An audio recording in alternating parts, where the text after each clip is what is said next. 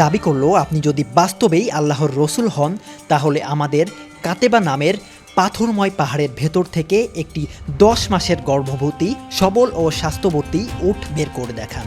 সাল্লাল্লাহু আলাইহি ওয়াসাল্লাম মহান আল্লাহর কাছে ক্ষমা প্রার্থনা করলেন। আল্লাহ তার ডাকে সাড়া দিলেন। গর্ভবতী এবং দুগ্ধবতী উট বেরিয়ে এলো পাথরময় পাহাড় থেকে। এ বিস্ময়কর মোজেজা দেখে কিছু লোক তৎক্ষণাৎ ঈমান আনলেও অনেকে বিরত থাকল। এই উট হত্যা করতে তাদের নিষেধ করা হয়েছিল। তারা অবাধ্য হয় এবং উটটিকে শেষমেশ হত্যা করে। এরপরই মহান আল্লাহ তাদের ওপর গজব নাজিল করেন। ভূমিকম্পের মাধ্যমে পুরোপুরি ধ্বংস হয়ে গেল সে জাতি। এ সূরার ৮০ থেকে ৮৪ নাম্বার আয়াতে এ ঘটনার সংক্ষিপ্ত বর্ণনা রয়েছে। বহু বছর আগে হারিয়ে যাওয়া একটি সভ্যতার বাস ছিল এই অঞ্চলে। এই অঞ্চলে যা পরিচিত ছিল নবতাইয়ান সভ্যতা নামে।